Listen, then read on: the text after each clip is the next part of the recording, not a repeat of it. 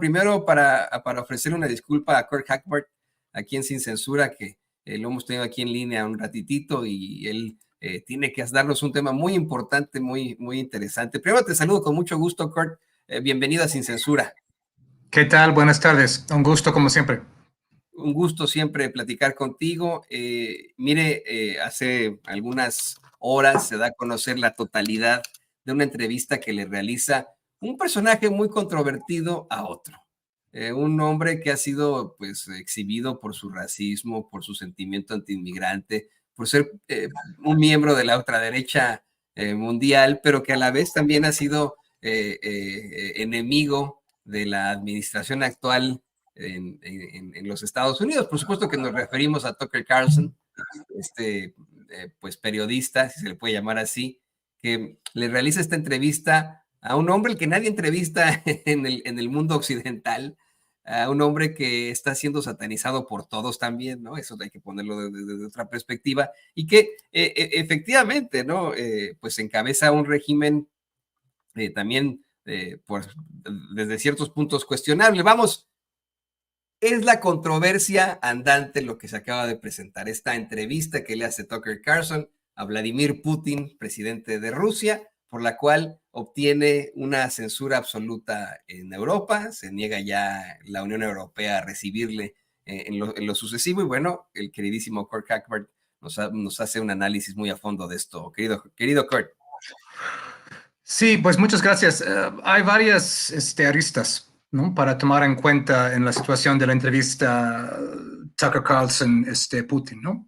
El primer punto, y creo que es muy importante, es la evidente y obvia hipocresía del mundo occidental y los medios occidentales, que se jactan de su liberalismo, ¿no?, que se jactan de ser defensores de la libertad de expresión, ¿no? Obviamente critican mucho a países que consideran inferiores, ¿no?, como pues América Latina y demás, ¿no?, acerca de sus políticas al respecto, ¿no?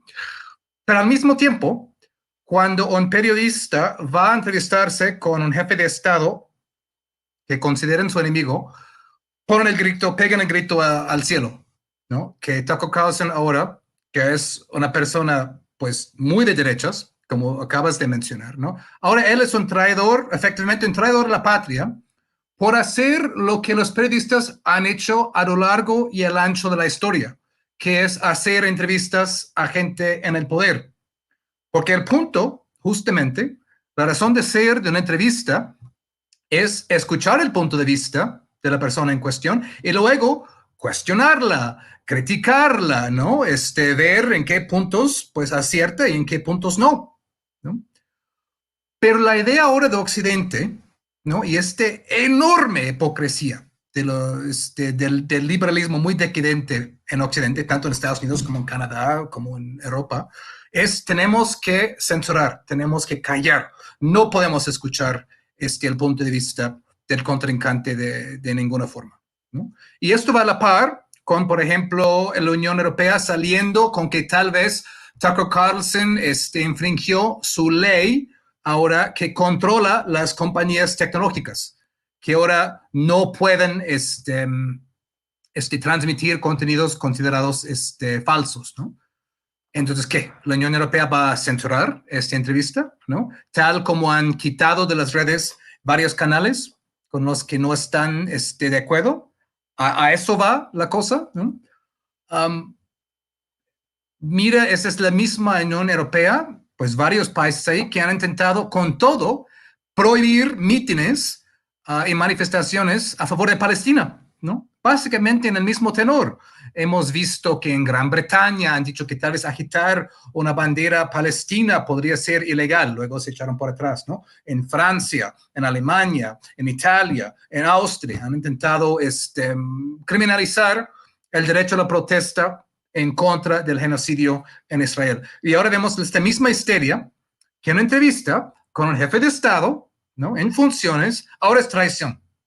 Ahora, uno puede criticar cómo condujo Tucker Carlson la entrevista, ¿no?, las preguntas que hizo y no hizo, tal vez dejó pasar cosas que pues debió haber empujado más. Claro, pues a eso está ¿no? Yo vi la entrevista completa, pues había cosas con las que estaba de acuerdo, cosas con las que no estaba de acuerdo, pues no estaba totalmente de acuerdo con la interpretación histórica de Putin sobre varios eventos, pero también, y es muy importante, la entrevista sacó a la luz varios temas que antes se discutían en los medios de Occidente, ¿no? Antes de que se volvieran, pues, impensables, ¿no?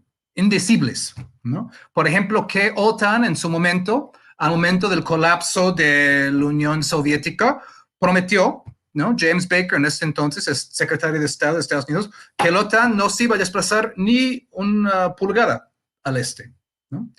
Pues esa es la historia. Y luego, pues, 5 veces OTAN intentó avanzar hacia, bueno, sí, logró, obviamente, expandir sus fronteras hacia el este, ¿no? Habló del proceso de Maidan en 2014, la obvia participación de Estados Unidos, perdón, en ese golpe, ¿no? Pues ahí tenemos a Victoria Nuland, ahí en el secretario de Estado, hablando del gabinete que se iba a armar, ¿no?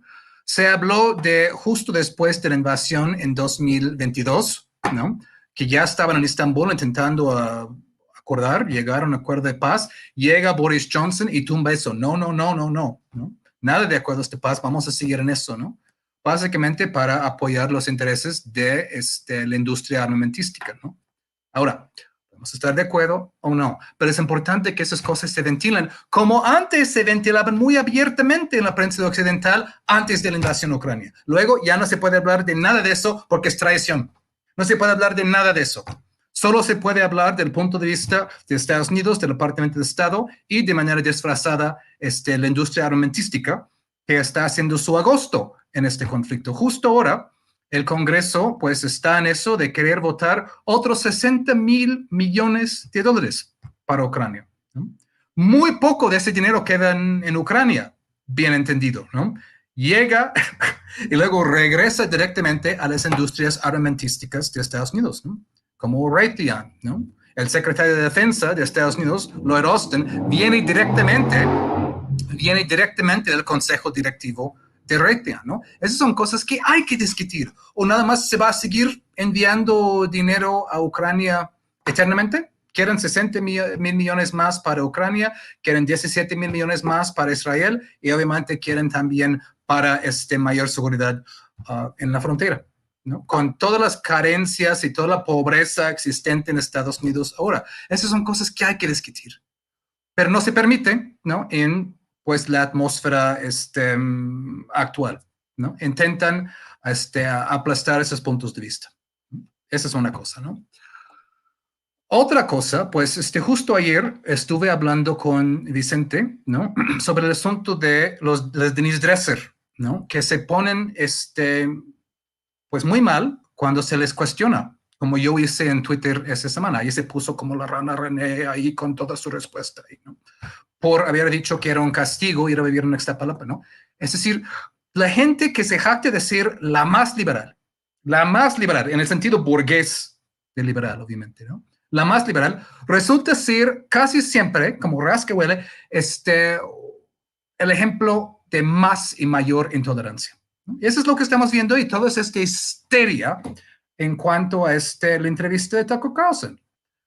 Ahora bien, yo no soy fan de Tucker Carlson, ¿no? Nadie que vive en México creo que debería ignorar o hacer caso omiso a todas las cosas horribles que ha dicho Tucker Carlson sobre México a lo largo de los años. Se han visto su programa, ¿no?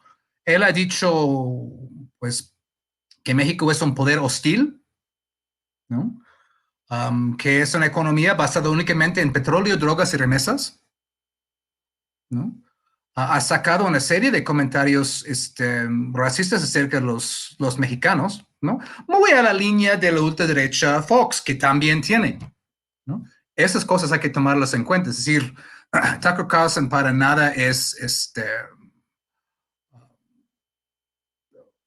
una persona sin tachas en este asunto. Y también yo creo que Tucker Carlson tiene su agenda. Y su agenda es no hacer paz en el mundo, aunque sí ha sido pues, honesto en cuestionar la guerra estadounidense en Ucrania, donde pocos lo han hecho, ¿no? Ni republicanos, ni demócratas, ni Ocasio-Cortez, ni Bernie Sanders, ¿no? Entonces, si nadie lo va a hacer desde la izquierda, pues alguien lo hace desde la derecha, ¿no? Son los republicanos en el Congreso que están bloqueando el financiamiento para Ucrania, no los demócratas. Los demócratas quieren eso. ¿No? Interesante, ¿no? Entonces, él ha sido muy sincero en cuestionar esta guerra en Ucrania, pero porque él quiere guerra con China. Es decir, no se puede ganar con los gringos en muchos casos. Es decir, Carlson considera a China como la amenaza mayor. Entonces, básicamente quiere un poco una alianza, que no va a pasar, pero bueno, una alianza Estados Unidos-Rusia en contra de China, que él considera la más grande amenaza, ¿no? Y se escuchó una entrevista, ¿no? Que él estuvo intentando decir que con BRICS ahora China es el nuevo poder colonial y nada más es cuestión de intercambiar un poder colonial para otro, ¿no? Intentando un poco a provocar a Putin en eso. Y pues Putin obviamente no cayó en eso, es un hombre que va 24 años en el poder, pues sabe contestar entrevistas, lo que quiere y lo que no. Dijo, pues, básicamente es culpa de Estados Unidos que se ha distanciado de China, es culpa de Estados Unidos que están aplicando embargos y sanciones en todo el mundo, y por eso, pues, están abandonando el dólar como divisa internacional de reserva, es su propia culpa, dijo, ¿no? Mientras que China, obviamente sabemos que China, pues, tiene la economía más grande en cuanto a poder de compra, ¿no? Allá rebasó Estados Unidos en términos brutos, y está creciendo a 5% al año, ¿no? Entonces, estos son hechos. Entonces, no logró, ¿no? que Putin hablara mal de China, ¿no? Me hubiera gustado mucho que Putin hablara de Israel y Gaza, ¿no? Este tema no surgió. Me hubiera gustado mucho que Putin hablara más de quién hizo explotar este oleoducto Nord Stream. Tampoco lo entró en mucho detalle, fue muy discreto al respecto. Pero vaya, es decir, ¿qué vamos a hacer ahora? ¿Censurar entrevistas? ¿A eso ha llegado el gran Occidente? ¿A eso? Sí, exactamente. Es una entrevista, pero llena de contradicciones, Kurt, en la realidad, como bien mencionas, y le pido al equipo que nos grabe, efectivamente, es un Tucker Carlson que ha sido uno de las principales voces de una especie de confrontación entre México y Estados Unidos. Como bien menciona Kurt, nos considera un poder hostil, un poder extranjero hostil. Asegura que los mexicanos son muy violentos, ¿no? Y que es un país lleno de gente violenta. ¿Por qué? Dice, ¿por qué vamos a dejar que alguien como un mexicano pueda entrar a nuestra patria si es tan violenta, ¿no?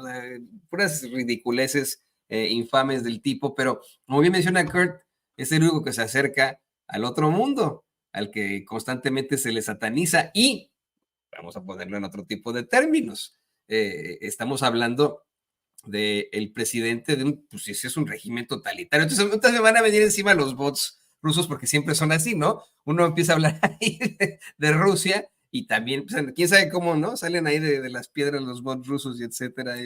Tienen un muy buen aparato por ahí, pero hay que ser perfectamente honestos. Ese señor se ha reelegido tantas veces,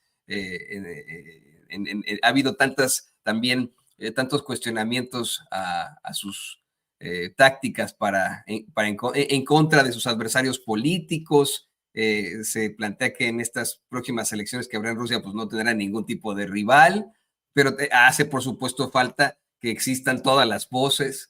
Y insisto, es pues una entrevista llena y plagada de contradicciones, ¿no, Kurt? Sí, precisamente. Y ahí es donde Tucker Carlson hubiera podido hacer mejores cuestionamientos, ¿no? Al final abogó por un estadounidense que está ahí en la cárcel por cuestiones de espionaje, pero pudo haber hablado más acerca del asunto de periodistas ahí, de rivales políticos, ¿no? Cuando Putin habló del Caucasus, pues estuvo haciendo referencia a la guerra contra Chechnya, ¿no? Es que se fue brutal cuando Putin apenas entró en el poder, ¿no? Y esto no hubo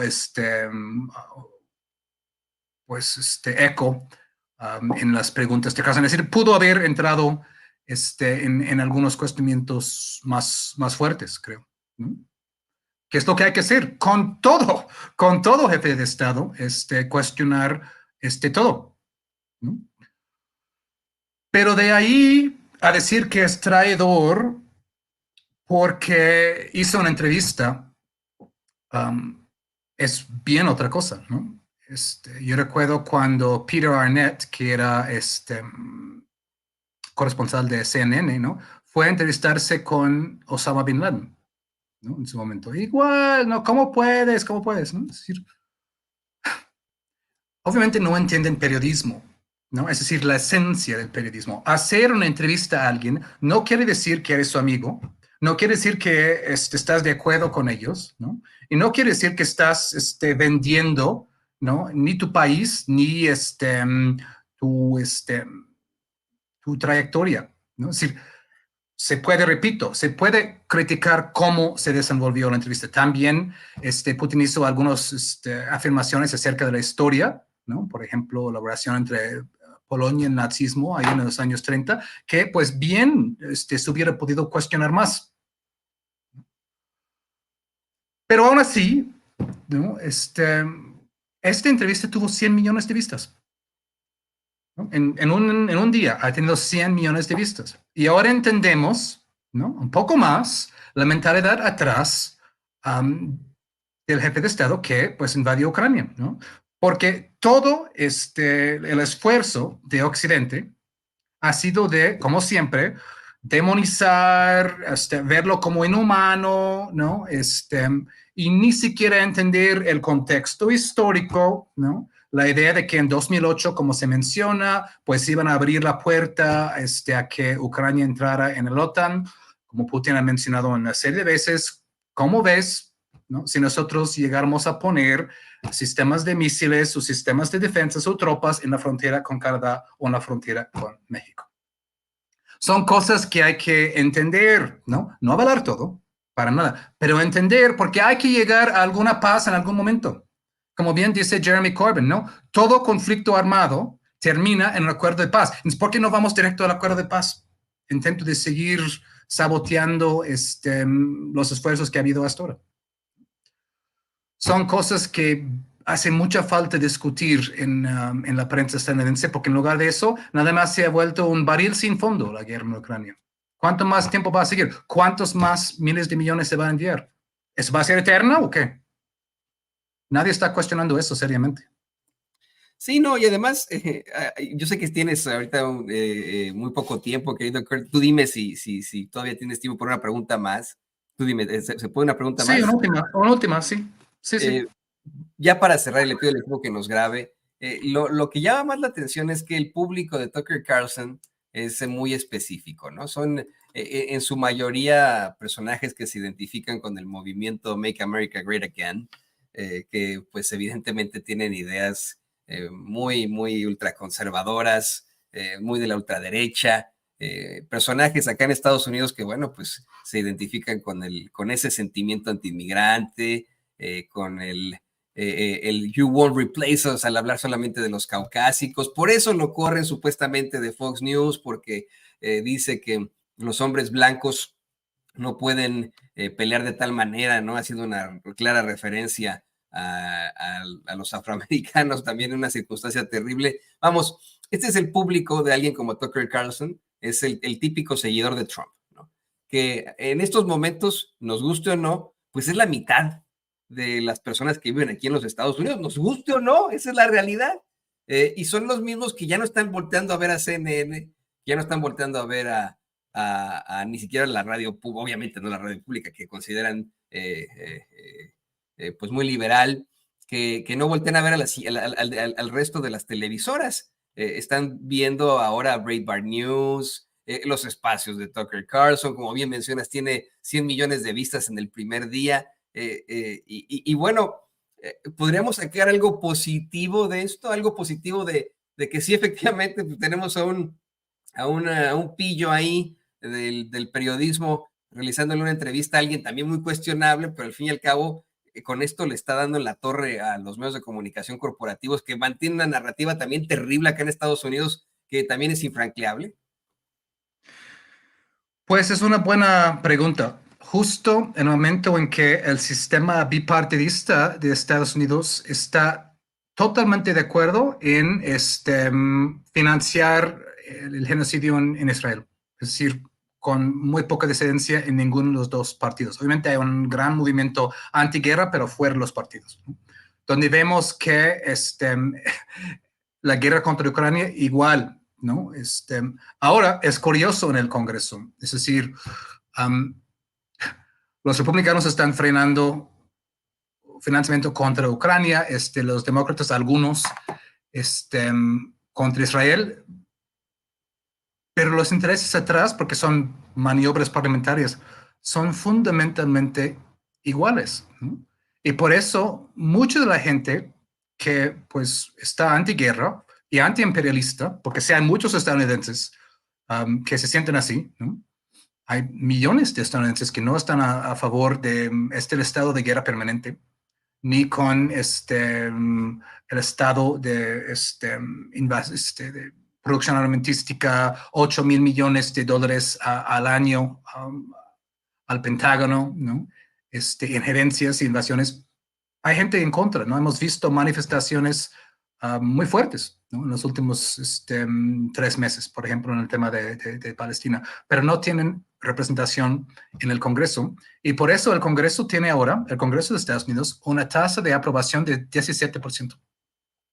Es decir, hablando de una crisis democrática en Estados Unidos, el Congreso de Estados Unidos tiene una tasa de aprobación de 17%. Biden tiene una tasa de aprobación de 30 y tantos, ¿no? Y vemos que, pues, parece que su estado mental se va en deterioro día tras día, ¿no? Ha estado hablando supuestamente con el expresidente François Mitterrand. Anoche dijo que el presidente Sisi de Egipto es de México, es decir, cosas serias, ¿no? La institucionalidad de Estados Unidos está en grave crisis, ¿no? El asunto de Texas desafiando el poder de la federación en cuanto al tema de la frontera. No es decir, la institucionalidad, pues vimos ahí hace algunos años los ataques del 6 de enero. Es decir, todo lo que Estados Unidos intenta criticar en otros países, pues está pasando ahí como un tipo en tipo de karma. Entonces, lo único bueno que puedo ver de esa entrevista es que una voz que critica lo que está pasando en Ucrania, ¿no? Que ningún medio estándar ahí, ningún medio comercial está tocando, llegó a 100 millones de vistas para que, ¿no?, pudiera haber un debate más amplio acerca de pues este estado de guerra sin fin en que está metido Estados Unidos, ¿no? Y ese debate no vino del personaje que yo hubiera querido, ¿no? Yo hubiera querido que fuera Sanders, yo hubiera querido que fuera Ocasio-Cortez, ¿no? Yo hubiera querido que pues varias voces, ¿no?, que supuestamente están de la izquierda lideraran ese debate, pero no, están ausentes. Entonces, cuando hay una ausencia, cuando hay un vacío, el vacío se llena con otra persona. Esto es una ley de la física, es una ley de la ciencia. Si la izquierda estadounidense, la izquierda partidaria, es decir, no estoy hablando de la izquierda a pie en las manifestaciones, en las calles, que sí están presentes. Si la izquierda partidaria no está haciendo su trabajo en representar un gran segmento del país que está harta de las guerras sin fin, entonces alguien más lo va a hacer. En este caso es Tucker Carlson. Tucker Carlson tiene sus propios fines, repito. Él quiere guerra con China, no con Rusia, quiere guerra con China. Pero el problema es eso, ¿no? Es decir, esas opiniones, esas voces no siempre llegan desde los canales que hubiéramos querido, pero por lo menos, pues el debate está. Así es, al menos hay un poco de debate, al menos puede haber un poco más de apertura y fue un buen ejercicio, ¿no? El poder ver por fin una entrevista. Yo no recuerdo cuándo fue la última entrevista de Putin con los medios de comunicación corporativos. Creo que desde cuando fueron los Juegos Olímpicos en Sochi, ¿no? Y hasta ahí. Pero bueno, querido Kurt, como siempre ha sido un placer platicar contigo. Qué bueno que pudimos analizar esta entrevista contigo, el escritor y periodista Kurt Hackbarth, aquí en Sin Censura. No sé si nos puedas también compartir tus redes sociales para que la gente se ponga en contacto contigo. Sí, siempre muchas gracias. Ahí estoy en Twitter, ahí está mi cuenta en pantalla. Hoy ProPublica sacó otro artículo, un poco de control de daños acerca de su reportaje anterior. Entonces ahorita mismo estoy armando un hilo acerca del nuevo artículo, que ni es mucho más que básicamente un control de daños acerca del original de Tim Golden. En 1 hora voy a tener un nuevo hilo en mi cuenta de Twitter para que lo chequen. Y también, por favor, pues estamos promoviendo nuestro nuevo podcast en inglés, Soberanía, The Mexican Politics Podcast, que es nuestro esfuerzo para llevar este contexto, ¿no?, a un público angloparlante para entender de los medios, ¿no?, sobre todo en cuanto a México. Entonces, ahí estamos en YouTube, ahí estamos en Apple Podcast, ahí estamos en Spotify. Soberanía, The Mexican Politics Podcast, sobre todo para los compañeros que veo en el chat que están en diferentes partes de Estados Unidos, ¿no?, como tú y todo tu gran equipo ahí en Chicago, ahí en el Midwest, ¿no? Pues ojalá este podcast sirva, ¿no?, de eso, ¿no? Claro que sí, claro que sí. Ahí estamos muy pendientes de este podcast de Kirk Hagbert. Y te lo agradecemos como siempre. Ahí tiene usted al escritor y periodista Kirk Hagbert aquí en Sin Censura. Y bueno,